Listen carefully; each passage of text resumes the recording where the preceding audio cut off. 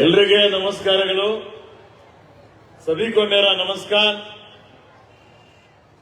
भगवान विठल रुक्मिणी जी को, सभी देवी देवताओं को मेरा प्रणाम करते हुए आज के इस पवित्र कार्यक्रम के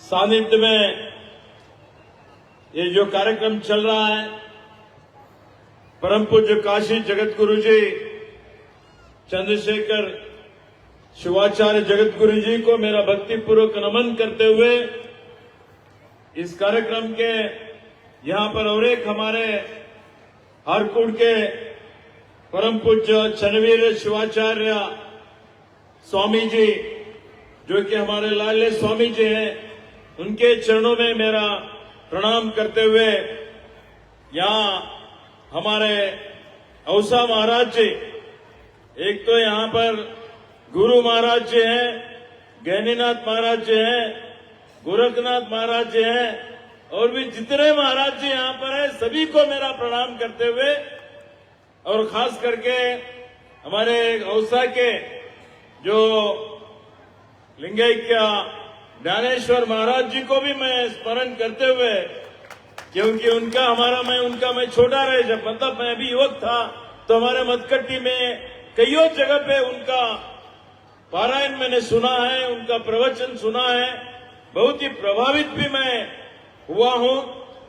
उनका हमारा परिवार बहुत बड़ा, उनका अविनाभाव संबंध है। तो सभी महाराजों को फिर एक बार मैं नमन करते हुए यहां पर इस कार्यक्रम में जो ना यहां के विधायक श्री शरणु सलगर जी हैं, हमारे मित्र माजी विधायक श्री विजय सिंह जी हैं, नागदेव जी हैं, सभी हमारे नीलकंठ राठौड़, शरणु हैं, अलगोट, और भी बहुत से लोग, बाबूराव तुम्बा, और खास करके यहां पर जितने बहनें आई हैं, जितने माताएं आई हैं, जो भाई लोग, यहां के हमारे जो सीमा भाग में रहने वाले सभी मराठी भाषी को, कन्नड़ा भाषी को, सभी लोग मिलके ये जो नाथ षष्ठी उत्सव मैंने सुना अभी आते ही गुरु महाराज जी मुझे बताए कि 227 है ना, 227वां साल है ये। 227 साल से निरंतर ये जो उत्सव चल रहा है, बहुत ही प्रशंसनीय कार्य है, क्योंकि हम लोगों को याद करना चाहिए कि एक हमारी एक संस्कृति है, एक परंपरा है, एक इतिहास है। इस इतिहास को, एक संप्रदाय को आगे लेके जो हमारे महाराज जी, औसा महाराज जी लेके आ रहे हैं, तो हम सब लोगों का बहुत बड़ा जो ना उन्होंने सम्मान प्राप्त किया है। मैं महाराज जी को और अलगुड़ गांव में जो आप सब लोग भक्त लोग मिलके ऐसे बड़ी, जो इतनी बड़ी तादाद में आप लोग एक जनस्तोम यहां पर है, रात को 10 बज रहे हैं, लेकिन 10 भी बजा होगा, इतना समय होने के बावजूद भी हमारे बहनें, माताएं, भाई, सभी लोग इनका जो है ना चक्री भजन या कीर्तन यहां पर सुनने के लिए आप लोग बैठे हैं। मैं समझता हूं हमारा भाषण सुनने के लिए नहीं बैठे हैं, फिर भी दो चार बातें तो करना पड़ता है, इसलिए मैं पालक मंत्री के नाते से बोल रहा हूं।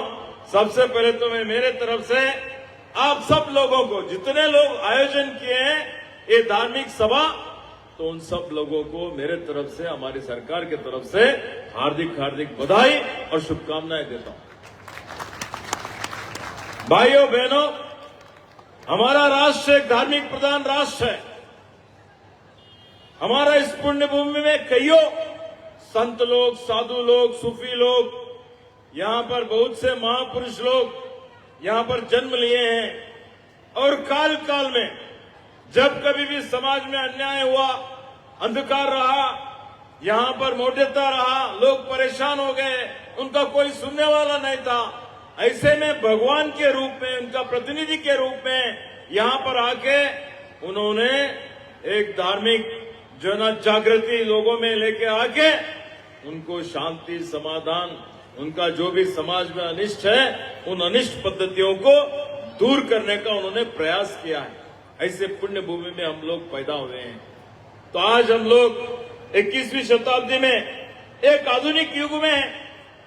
आधुनिकता हमारा नींद चुरा लिया है, क्योंकि हम लोग देख रहे हैं, हम सब लोग सुबह उठते ही दबाव में काम कर रहे हैं। कोई राजकारणी हो, कोई व्यापारी हो, या कोई इंडस्ट्रियलिस्ट हो, या कोई छोटा मोटा कितने भी लोग हैं, सभी इतने टेंशन में काम कर रहे हैं कि सभी लोगों को एक ही दुविधा रहता है, किस तरह से मैं पैसे कमाऊं, किस तरह से मैं यहां पर मेरा कीर्ति बढ़ाऊं, किस तरह से कुर्सी हासिल करूं।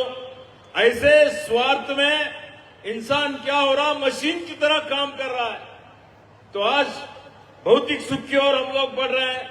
कितना भी ऐश्वर्यामी वस्तुएं हो, छोटा कार है तो बड़ा कार लेना चाहता है, छोटा बंगला है तो बड़ा बंगला बनाना चाहता है, कितना भी संपत्ति हो वह और संपत्ति ज्यादा करने का ही सोचता है। इस सोच में क्या हो रहा है, इंसान इंसानियत खो बैठा है। तो आज सुबह उठते हम जो देखते हैं, तो सुबह पेपर में जब पढ़ते हैं, टीवी में देखते हैं, तो भाई भाई को मार देता है, बेटा माता पिता को मार देता है। तो यहां पर इतनी हालत खराब है कि महिलाओं के ऊपर अन्याय होता है, अत्याचार होता है, बच्चों के ऊपर अत्याचार होता है। तो ये जो दौर्जन्य चलता है, कहीं प्यार नहीं, मोहब्बत नहीं, विश्वास नहीं है, एक दूसरे के पीठ के ऊपर छोरा भोंकना, यही चल रहा है। तो क्या ये जो है ना किसी को शोभा देता है? इंसान की जिंदगी क्या है? इंसान जब यहां पर पैदा होता है तो वो भी खुश रहना चाहिए, दूसरों को भी अपनी तरफ से सेवा करना चाहिए, खुशी का रहने का मौका देना चाहिए। यही इंसानियत है। तो भाइयों बहनों, आज जो हम लोग देखते हैं, धर्मो रक्षिते रक्षिता बोलते हैं, जो धर्म का रक्षण करता है उसका धर्म संरक्षण करता है। धर्म बोले तो क्या है? धर्म बोले तो सत्य है, धर्म बोले तो न्याय है, धर्म बोले तो यहां पर गिरे हुए लोगों को ऊपर उठाना ही धर्म है, अपने माता पिता का सेवा करना ही धर्म है। जो लोग कष्ट में हैं, कष्ट में रहने वाले लोगों का आंसू पहुंचना ही धर्म है। लेकिन बसवण्णा ने कहा था, दैवे धर्म द मूलाय पैया, तो दया करो, जो ना करुणा रहने दो, प्यार रहने दो, यही धर्म का मूल है। लेकिन आज धर्म के नाम के ऊपर भी हम लोग एक तरह का राजकथा, एक तरह का द्वेष की राजनीति, एक तरह का भय का वातावरण हम लोग देख रहे हैं। जाति जाति में, धर्म धर्म में लड़ाई कराने का भी हम लोग देख रहे हैं। भाईचारा नहीं, सद्भावना नहीं, सामरस्य नहीं है। तो भाइयों बहनों, इंसान को क्या चाहिए? इंसान को चाहिए शांति चाहिए, समाधान चाहिए। और शांति समाधान कहाँ मिलने वाला है? शांति समाधान यहां पर मिलने वाला है, धार्मिक सभा में मिल रहा है। जगत गुरु जी के प्रवचन सुनने से शांति महसूस होता है।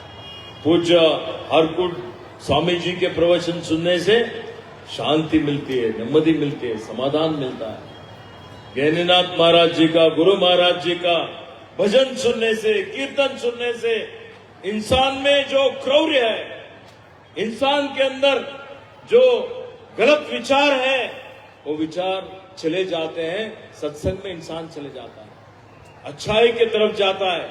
बुराई से अच्छाई की ओर जाना, अंधकार से जो है ना यहां पर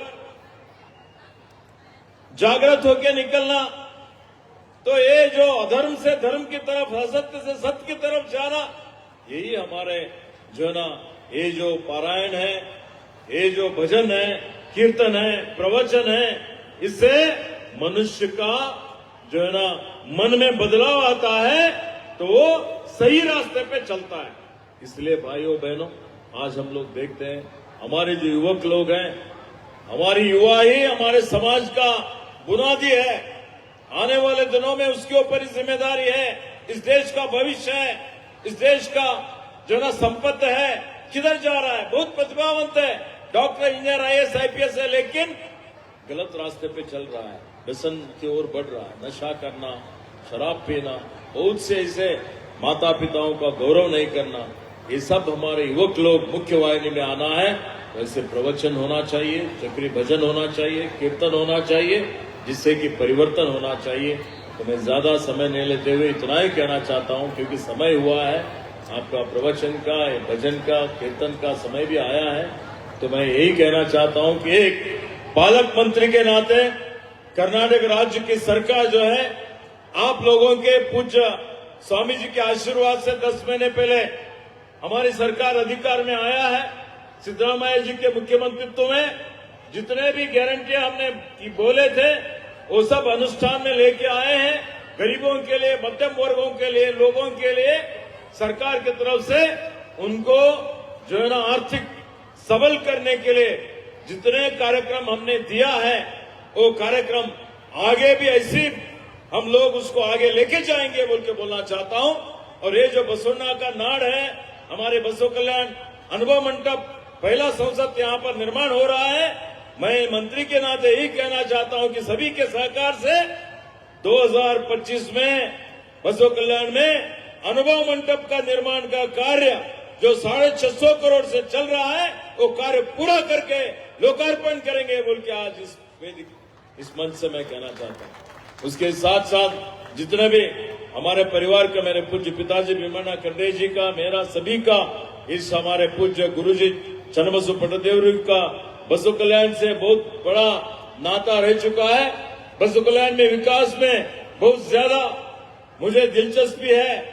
मेरा क्षेत्र भालकी रहे तो भी, कई बार मैं विधायक नहीं रहे तो भी भालकी बसो कल्याण में आके बसो कल्याण का डेवलपमेंट करने का, प्राधिकार निर्माण करने का, यहाँ पर म्युनिसिपालिटी मंत्री रहे जब अनुदान देने का, सिंचाई योजना बनाने का, सभी कुछ कार्य हमने किया है। बसो कल्याण को मॉडल बनाने का है। आने वाले दिनों में बसो कल्याण एक धार्मिक, आध्यात्मिक, अंतर्राष्ट्रीय प्रवासी केंद्र, धार्मिक केंद्र यहाँ पर होना चाहिए, जो कि विदेश से भी लोग आके यहाँ पर शांति, समाधान, बसो तत्व का अनुसरण करना चाहिए। ऐसे महाराजों का प्रवचन चलते रहना चाहिए। ऐसा एक तीर्थ क्षेत्र, एक धार्मिक क्षेत्र, एक आध्यात्मिक क्षेत्र करने का हम लोग पूरा सभी का साथ लेके हम लोग पूरा करेंगे बोल के आपको विश्वास दिलाते हुए, आज लोकसभा का चुनाव रहने के बावजूद भी, क्योंकि इसमें कोई नीति संहिता आता नहीं, हम कोई राजनीतिक भाषण भी नहीं दे रहे हैं, तो मुझे यहाँ पर बुला के आह्वान करके पूज्य महाराज जी का, सभी का आशीर्वाद लेने का एक अवसर आप लोगों ने जो दिया है, इसलिए फिर एक बार आपको मेरा धन्यवाद देके, सभी पूज्य स्वामी जी को मेरा नमन करते हुए, सभी को शुभकामनाएं देके, आज भगवान के विठल रुक्मिणी जी के, सभी के पूज्य स्वामी जी के आशीर्वाद से सभी को सुख, शांति, समाधान, सभी को सफलता मिले, सभी का आरोग्य, आयुष्य सबका बड़े अच्छा रहे, ये प्रार्थना करके मेरा 2 सवाल करता हूं। जय हिंद, जय कर्नाटक।